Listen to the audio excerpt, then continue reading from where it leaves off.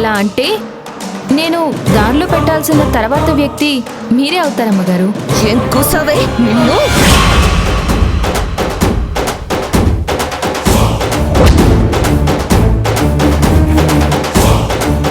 చెయ్యెత్తి కొట్టడమే ప్రతి సమస్యకి పరిష్కారం అనుకుంటే నాకు కూడా చెయ్యి ఉందమ్మగారు.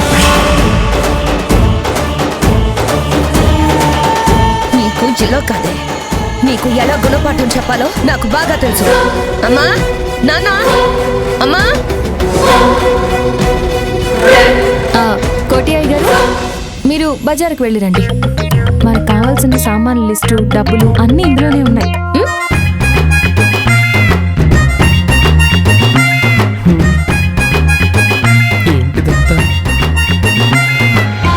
అమ్మా, ఏమైంది? ఎందుకలా అరుస్తున్నావు? ఆ నీలవేణి మా ఆయన్ని ఈ ఇంటి పని వాడిని చేస్తుంది. ఒక్క పని మనిషి చేయాల్సిన పనులని మా ఆయనకి చెప్తోంది. ఈ ఇంటి అల్లుడినే ఒక పనివాడిగా చూస్తే ఇక రేపు మా పరిస్థితి ఏంటి?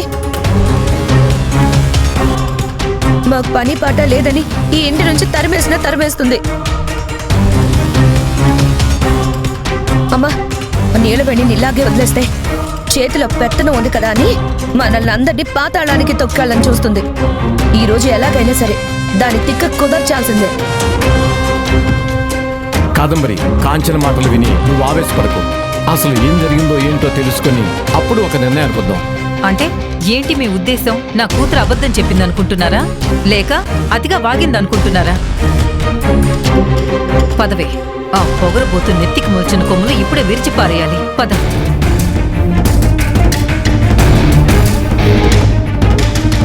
నిలబడి నీలవేణి, నీకెంత ధైర్యం? ఈ ఇంటి అల్లుడికి నువ్వు పనులు చెప్తావా? ఈ ఇంటికి అల్లుడిని నువ్వు పనోళ్ళ చూడాలనుకుంటున్నావా? అమ్మగారు, అంటే అమ్మా, అది ఈ ఇంట్లో ఎవరో ఒకరు ఏదో ఒక పని చేస్తున్నారు. అలా పని చేసుకోవడం నేరమంటారా? కాదు కదా. అలాగే కోటి అయ్యగారు కూడా ఏదో ఒక పని మీద ఉండాలని నా ఉద్దేశం, అంతే. ఏదో ఒక పని చేయడం వేరు, ఈ ఇంట్లో పని వాళ్ళు చేసే పని ఈ ఇంటి అల్లుడు చేయడం వేరు. అది కాదమ్మా. నోర్మోయ్.